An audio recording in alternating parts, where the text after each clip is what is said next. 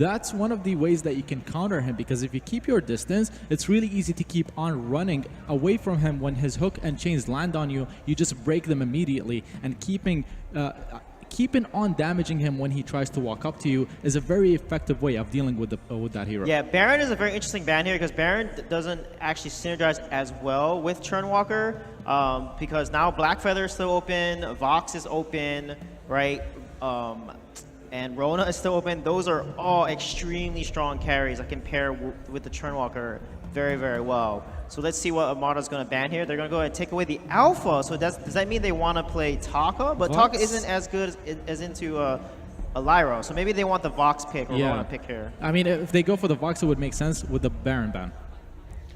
I mean, it would make sense, but then you still have to worry about things that can still deal with the Rona. You have like the Krull that can come out to get those weakness stacks built up. But of course, with the damage share from Churnwalker, you can kind of deal with the Krull a little bit better as well. So there's definitely a lot of options and a lot of different ways that this draft could finish out. We'll have to see where Tribe are going to go with this one. Just 30 seconds left of their bonus time. And this is the point in the draft where we'll start to see these two teams take directions here with their compositions. You know, Lyra and Churnwalker don't really give too much away in the draft. I also wouldn't be surprised if they picked up the Blackfeather here to try and flex it. Yeah. Sky, I was going to mention, is another hero that can play that range composition versus the Churnwalker, and at that point they would have a hero that they just won with. But instead they're going to go with that Vox that they banned the Baron for in the first place. Yeah, it still keeps that range composition. You can still deal with a Rona if the Rona does come through for ROX. So I like the pick by Tribe, just kind of safeguarding themselves a little bit almost for what they expect ROX Armada to go for. The Vox always going to be a safe pick, always something that you can pick into most compositions just to kind of fill that carry role and do a good job in most styles of play. It's very similar to the Lyra and just a very safe, very versatile pick. Yeah, well, I'd love to see here if they could play some Lorelei with Blackfeather. Or Koshka, again, Churnwalker Koshka combination is so deadly in jungle. That's a lot of jungle pressure in early game. Now they can round this out with potentially, if they want to do Gwen. Gwen is very bursty, strong early game as well. They pair really well with Koshka along with that stun combination.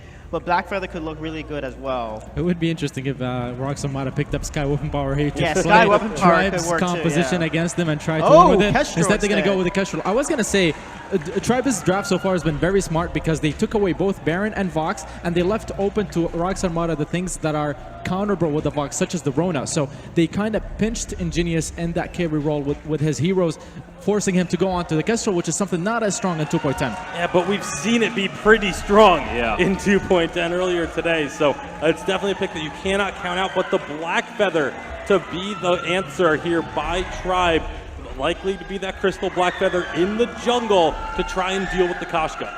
Yeah, we are maybe seeing ROX learning from Impunity, honestly, in these drafts. The Kestrel did absolute wonders for Impunity earlier on in the day. We'll see if ROX can pull that one out. I want to ask, who do you guys favor after this draft? Who's looking strong coming into the game? I think the drafts are pretty even, but I'm a big fan of Churnwalker, so I'm going to have to give this one to ROX Armada. ROX Armada? I still feel like Tribe has this one. I'm going to go Tribe. Yeah, I'm going to go Tribe as well, just because ROX Armada, it's been a very long time since early aggression has been their suit. It goes all the way back to last World Championship. Throughout 2017, they didn't play this style very effectively. Now they're trying to bring it out against a Tribe on this international stage. I feel like it's a little bit too risky, so I'm giving it over to Tribe. All right, we'll see if Tribe can do this one. If Tribe can win this one, not only do they qualify themselves for the quarterfinals, they also get Impunity through into the quarters as well. This would be the end of ROX's reign in the World Championship. We'll see if that will come to pass. It's about time that we pass this one over to our casters. It's about time that Humanist and Dowsy take us away to see if the world champions will fall. Yeah, it's about time, Lunchables. Thanks for the throw over to us. No, I'm just kidding. I love you, man. Wow, huge implications here. If Tribe can come through and take this series, what does it mean to them as a team? But what does it mean to this whole entire championship? It changes everything. Everything we know currently about Vainglory gets to be rewritten. You are the world champion until you lose, until you exit the tournament. and this could be that time for ROX Armada. That is how important it is for them that they take this match off of Tribe. By doing so, they create a three-way The battle for the Halcyon Fold has begun. Oh, there's very interesting drafts out here. It looks like once again we most likely see this Crystal Power Blackfeather, this time played by T-Tigers. We know he likes to play aggressively, and with his eye to get in there and apply that burst damage, I'm actually pretty scared for Ingenious. Yeah, and I talked to T-Tigers earlier about how he felt the current state of the jungle was on this update, what he was really enjoying. CP Blackfeather was definitely one of those heroes that he figured was pretty damn strong. He's at the top of my tier list for the jungle. 2.10, very, very strong hero. So much playmaking ability, and against a Koshka, against a Kestrel, you can do so much as well. ROX Armada though, T-Tigers has to watch out. Mango, a lot of damage. He's in there. Twirly Death, he's got the buffed attacks again. He uses the healing flask. Now it's time to kind of jump around and make some tough decisions. Mango, a lot of damage. He's getting this damage out. T-Tigers trades, but look at that sigil. Max Green keeping his team alive, just what they needed. Yeah, and so we saw this. It was so pure from Tribe Gaming in the previous matchup. The damage that can come out in the early stages of the game from a Koshka, from a Churnwalker. ROX have just snapped up that option for themselves. The difference here, in the way that Tribe Gaming can combat it, is that they have this Vox, which is very mobile and can be very sustained in his damage and his healing. Pair that with Lyra, the strongest captain when it comes to healing in the game right now. Max Green can really just bridge the gap and keep his carries alive. And if that allows T-Tigers to ramp up the damage, especially if we see him go this Aftershock Dragon's Eye build, which I'm predicting he will considering his opponents here, then the ability to ramp up damage and sustain health from the Lyra is going to be so key for Tribe winning team fights. Is that kind of from the get-go with Tribe? I mean, you talked about the items you like to see T-Tigers build up, but at what point does that play style kick in, or is that just kind of from A? I mean, against a Koshka, you have to be very cautious about the fight you're taking. See DN0 rotating down. They're trying to shut down Mango. Yeah, Mango got the Elder Tree, and so he's going to get a little regen. Also worth noting, there is that Protector contract coming out of PQQ. So that comes out, and it's actually pretty nice, allowing him to tank up and stay on that front line. Yeah, so PQQ has obviously 3 options if he wants to go contracts. The Iron Guard would be good if he felt that he needs to sustain his laner or jungler because they're going to have weak matchups. The Protector is good if you cannot use the Dragon Blood to its full potential, and so the difference would be if PQQ could get really close up and personal with the enemies, then Dragon Blood paired with a Koshka would be very strong.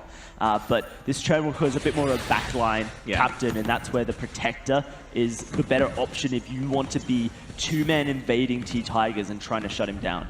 T-Tigers doing a little bit of scouting there, realizes he's not ready to play games just yet. Up in the lane, it's Max Green just babysitting Zeo there. Max Green getting yanked around a little bit, but not too big of a deal. PQQ drops down into the jungle. Once again, it looks like Mango gets the Elder Tree, and he will get it. Once again, that's regen going his way. Hook and Chains lands on the T-Tigers. He's yanked back. Has he gone too far? No. Of course, once again, Max Green, he drops. He gives that sigil to his teammate. That's healing and movement speed. But they're going to invade into the jungle here as a 3-man and really try and push the issue. Oh, Tiggs. If he didn't get that, that was a great opportunity for ROX to snowball through the jungle. They still might be able to get a couple of the backs there. There's one to Mango. Zeo dropping very low. You're not ready to fight yet, DNZO. One more attack, he might go down. Oh, the healing blast. They baited it. Trying to pull them back up under their turret. But ROX will not fall for that one. 3 flasks just got popped as well in that little period of a time. ROX Armada holds on to 2 of them. This is a very big ability, a point of power that ROX can abuse. If another one of those fights breaks out and those flasks haven't regened yet for Tribe, then a massive advantage available. That's going to be PQQ backporting, but he doesn't have gold for a fountain. And realistically, you want to be getting fountains before the 5-minute mark as a captain here on the big stage. You can get them 4 minutes if you've dominated through the lane, but the jungle has been the main issue for these 2 teams, and so it's going to be a little bit delayed. I say delayed, here it comes for PQQ. Max Green almost with the gold for it as well. So it will be pre-5 minutes for both these guys here. And so that is not delayed whatsoever, but it just kind of shows the way this game has played out. Because it's 5 minutes rather than 4, it shows the teams are focusing on the jungle, and that's where they're trying to generate their leads rather than through the lane. Yeah, it's really interesting. I love to see the way these teams do adapt. You know, moving forward here, this is a very even game. Another nice move from ROX. They're able to get this mid-train, a little bit of healing, and they steal away. That's golden experience going their way. It's not going to T-Tigers. I mean, this is a guy that you want to keep shut down. He's getting very close to this aftershock. He actually should have it as soon as he drops down here into the jungle. Tribe, they're going to hit, a small, one of their first power spikes. Yeah, and the difference between a Koshka and a Black Feather is, we see this so often with Koshka players, is they build that heavy prism before the aftershock, so that when they have aftershock, their power spike is even more threatening and harder to deal with. It really just provides so much extra power to Koshka, and it makes her very difficult to kind of expect when that damage does come out. We know that Lyra is very good at shutting down Koshka's. Well-timed Bright Bulwarks, good usage of Sigil can be imperative. So Max Green's going to have that ability to carry his team via that Lyra play. And like you mentioned earlier, Aftershock comes through for T-Tigers first. Not that it's going to make too much of a difference now that Mango has the gold to go purchase it. Mango, not ready to jump down and do any purchasing, just jet dancing around with his team. Looks like they'll drop as 3, spend a little bit of that money. No, just go straight to the gold miner. Yeah, that's clever. Hey, why not? I do like that a lot. Flares come out here. And Infusion has been purchased for Ingenious as well. Level 6 very early, 500 gold. Get the gold miner, that's a 400 gold payment back towards you. At this 6-minute mark, I'm not sure it's full. Max Green! What is this, man? This guy does this so often, steals everything, kills everyone. A captain who carries his team. Really just setting up the show reel right now. That's not nice. It's not nice, but who cares? Max Green just stole gold miner. Yeah, they're feeling good about that right now. That's just you, like, someone does something amazing and your feelings are hurt, so you throw like a your mum joke or something back at them. That's what that one shot was. All right, Dowsey. I like it. I like it a lot. Max holding down the lane here. PQQ. They're not the hook and chain. A little torment, a love there. It's not really a problem. Zeo makes his way out here. He won't be missing any of that lane farm just yet. Zeo 66 last to the 70 of Ingenious. So both laners keeping pace with each other pretty well thus far. No, Dienzio with an advantage here is huge because he's on the box into a Kestrel. Turret does go down. There's so much potential with the Koshka and the Kestrel, as you can expect, to burst down these objectives. But Vox should not have a CS lead over Kestrel whatsoever. And so it's only small. But the fact that Dienzio has kept up in the CS there is actually a huge win for him, because Kestrel's ability to bully Vox in the early game is what really allows Kestrel to have such a great mid-game to late game towards him. She's usually able to get those tier 3 items completed just a little bit quicker than the Vox is able to, due to the fact that her CSing is a little bit more consistent, and she can deny farm through her great burst damage her the shots do in lane. Oh, with that turret down, Tribe don't really have the safety that they had before. PQQ continuously just hook and chains coming out here. He's like to get Zeo, and he's done a great job thus far. There's 2. Torment back, you see, he just continuously gets those out, he pulls them back, keeping Tribe a little bit off balance, buying time for Mango to steal away a little bit more of that jungle, and it's just slowly but surely building up a small lead. Yeah, but let us not forget that T-Tigers, so Max Green stole that gold miner, and there was a 500 gold investment that came out of Ingenious to secure the gold miner, and then that investment hasn't reaped any reward yet. Oh, a nice block on that ultimate coming out of PQQ there. Now, Tribe able to get out of that one. They could have been in a dangerous situation. You gotta thank Max Green for that if you're a Tribe. Yeah, really great stuff coming out of Max Green, really hitting all the nails on the head right now. This guy pretty much came out of nowhere. Max Green was just considered, you know, a really, really good support, really good player, could play pretty much anything. Yeah. Have him as a substitute on your team and you're gonna have great security. And then all of a sudden he just became the best captain, like out of nowhere, and carries and makes so many plays and is just really dedicated himself to improving his play to such a level that Tribe is so unpredictable now. On the live stage, the T-Tigers Dienzio live buff that is so well renowned, and now a max screen that you have to deal with as well. Yeah, it's pretty crazy. I mean, in the competitive scene on stream, yeah, maybe it felt that way, but there were rumblings before we actually saw him breaking out. Like, almost every player that he's ever played against was just speaking volumes to this guy, like saying, you know, max screen is no joke. You guys just wait till you see him, and it's really showing here. Tribe, they've taken ROX down low on health. It's going to be the port back from Ingenious, and maybe an opportunity for Tribe to actually take this turret down. They have their minions here. Mango jumps in. It's really death. He's got those bonus attacks right there, but he can't trade the damage, and it looks like Tribe, they take this turret, maybe more if they'd like to get in there, but why not? Be happy with that. Yeah, and just to reiterate that point that we heard from Araki Zoro earlier on the analyst desk, ROX Armada are trying to go back to their roots here, trying to play that early game aggression that won them a world championship in 2016, something that they have long forgotten in the 2017 Vainglory esports season. Because of this, and because of the fact that they haven't really been able to generate a huge lead over their opponents yet, it's a very scary prospect for them. Koshka should be further ahead than the Black Feather is in such a way that it's noticeable. Kestrel should be dominating Vox right now, but clearly so far Ingenious hasn't been able to have that effect. What has happened to ROX Armada over the last couple of months is the question here. Have they just become complacent in their play, or is it just the team dynamics have broken apart? They've gone through a couple of swaps, you know, Willie exiting the team, Ingenious coming in as this, you know, substitute they bring in and out. It's been a hard time for ROX Armada, and I think they've struggled to potentially find that world championship status in themselves. They haven't know yet.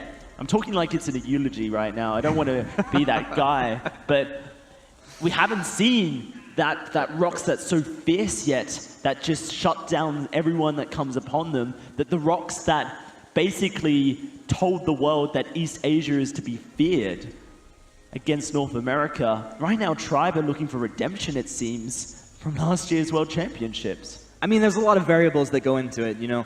We talk about the changes that ROX has gone through, but at the same time, everybody else has been trying their best to get to that spot that ROX was at. And if everybody continues to work, that level of competition, that level of skill across the board has gone up, and it's really showing here. And let us not forget that after Dienzio's performance at the World Championship, really a standout breakout performance, I believe, for Dienzio, pairing with T-Tigers, that move was so premeditated that they wanted to win Worlds. Yeah. They came together and they said... This was a team built to win this. Yeah, and we have two of those in North America. We have the dream team of 2017, Cloud9, and then you have this Tribe roster that has just emerged from the shadows, the dark horse of North America.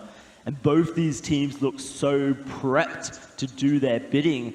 But Tribe here, against the former world champion, have shown that their improvement since summer especially has just gone leaps and bounds. And if they're able to continue playing this very calm and measured style and really just holding Mango at bay right now, really not allowing Mango or PQQ to make the plays that he wants to, then they're only getting stronger. And this game is only getting easier for them as this time goes on.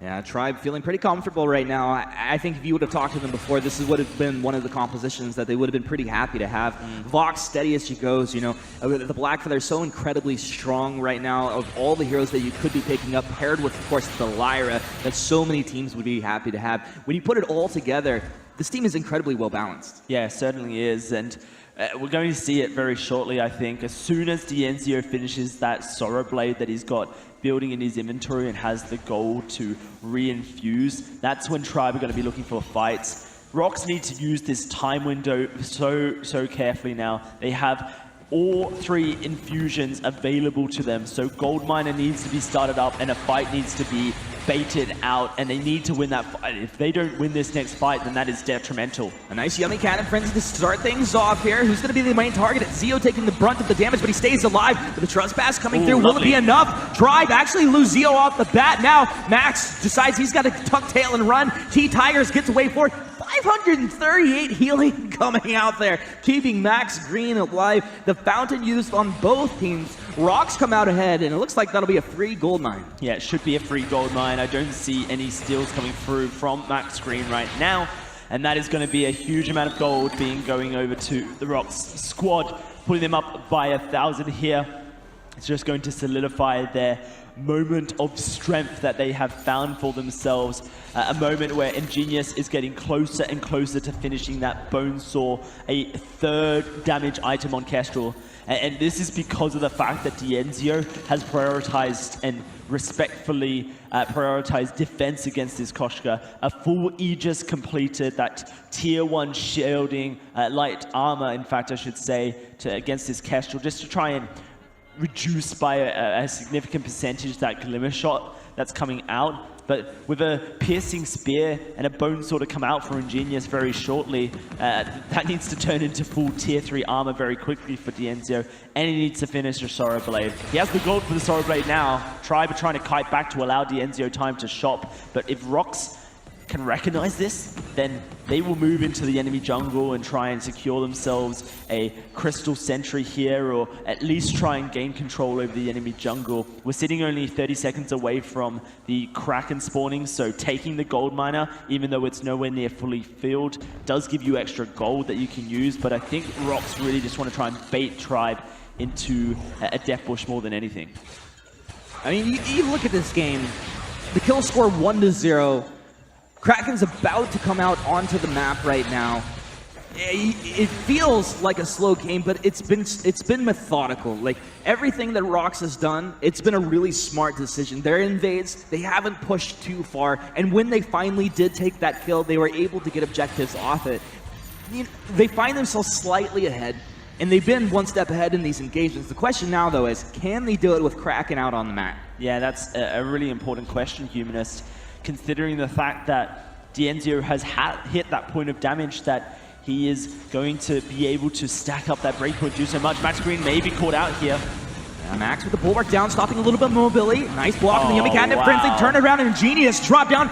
This 3-man stun from PQQ will disrupt that fight. And Tribe, they have this opportunity now, though, to go ahead and take this Kraken unless, I don't know, some miracle steal. No, some ports back. It's going to be a free Kraken. Wow, what a play coming out of Dienzio to be able to position so aggressively and understand this Koshka match, this Kestrel matchup he's playing into. Kraken unleashed for Tribe. North America's got to be smiling, as is SEA right now, as ROX are falling lower and lower in the chances of coming back in this game. This Koshka is going to be falling off the scale against this CP Blackfeather very shortly, and if PQQ and Ingenious can't step up to substitute that lack of power that Koshka can output, then this could just be GG. Tribe in a great position right now, just throwing that damage out, letting the on-point work from range. PQQ doing his best to stay at the front side for his team to keep this hook and chain up. ROX on the back foot, but they're doing a good job to get the damage out onto this Kraken. Kraken now onto the choke point turret. Tribe playing this nice and slow at this point. They really don't have to force anything. Essentially a free push right here, and this is one of the biggest objectives when you are looking to break into an opponent's base here, Dowsey. I mean, what do you feel the chances of ROX in this game here right now? Can they come back? I mean, what would you give the odds of taking Tribe down right now? It's 20%. Like, it is very low for ROX Armada. It requires Tribe to miss position. It requires Dienzio not to block a Koshka ultimate, for Max Green to not block a influential Churnwalker. This is relying on failure from Tribe rather than your ability to force failure. And so ROX Armada's chances right now are low, very, very low. And that is not the place you want to be as an East Asia fan or a fan of the current world champions. It is not a position you want to be whatsoever. Ingenious was brought onto this roster to bridge the gap of flashiness to consistency for ROX Gaming. ROX Armada, and this is the moment that they need him to step up the most. This is the moment that they need to take this consistent laner, and he needs to make the flashy plays that allows him to take over a game and prove to the world once more that East Asia and ROX Armada are the team to be feared here at this World Championship. Because if this Kestrel cannot dish out the damage, if PQQ cannot increase the damage through the hook and chains and find those torments and trespassers, then Tribe have successfully, Impunity have successfully dethroned the Kings. Oh, Tribe playing it slow, playing it safe here, and why not? I mean, this is such an important game. Right now, 1-1, almost 19 minutes in. We'll be waiting for the Kraken to spawn back out onto the map. Just slow rolling it right now, staying as 3 through the jungle, and I like this a lot. And it's such a difference of styles, isn't it? These two best of twos we've witnessed of ROX Armada, one against Impunity, one against Tribe. Tribe have just played such a calm and calculated gameplay as this Kraken start up. They don't know it's, wow, ROX have just stolen this. Nice little one shot to secure that Kraken right there. Now, ROX leaning into that 20% dowsing. Yeah, that is definitely true. And that is once more a failure of Tribe to recognize that Kraken could go through. I think they felt that ROX were playing too passive to make plays like this, but let's not forget these are the world champions. These are the kind of people who can turn it on its head, who can prove once more that they're the best. Max Green engages. A nice engage by Max. They're on to Ingenious. Ingenious burst down. The squishy Kestrel popped right there by Tribe. Now has the play, the Torment pulling Max back, but the chase is on Mango dancing through the jungle. Zio's locked on. Zio building up the breaking point stacks, and you don't run away from this guy. Sorry, Mango. A delicious Mango snack for D'Enzio. Sonic zooming his way forward. Oh, the wait for it. Oh, did I bait him? Oh, I cursed him right here. Zio, I can't believe he got Max away. Green's got it. Oh, the carry killer is here. Max Green could carry me, dude. This guy's real good. If you wanna have a ranking buddy, then solicit the help of Max Green. This guy is phenomenal. Whilst D'Enzio was chasing down Mango and Max Green following him, throwing sigils his way, he blocks up a trespass so that T-Tigers can continue chasing PQQ. Like, he has eyes in the back of his head and then some. He is watching every angle, knowing exactly what needs to happen. That very sneaky play coming out of ROX Armada, so easily handled by Tribe. And now they just go back to where they were before. A position where they are so close to finishing out this game. ROX didn't get enough of that Kraken, and they're starting to look like they don't have enough in the tanks to take down Tribe. I wish I had eyes on Impunity right now, because I bet they're pretty hyped watching Tribe slowly just closing out on this game, making huge plays like that. And, you know, I honestly can't really tell like how, if Max Green gets another engage like that onto Ingenious with a flare down, like, is there anything that Ingenious can actually do? So PQQ has a Norwave Gauntlet, which is, you know, pretty good if you can force a Crucible out, but Max Green knows that. I mean, talk to us about it. He has a Reflex block in his inventory. The Norwave Gauntlet gets blocked by the Reflex block. The Churnwalker Ultimate gets blocked by the Crucible. You're back to square zero once more. And so far, square zero has been Tribe winning these team fights. It's just counters to the plays that are coming through.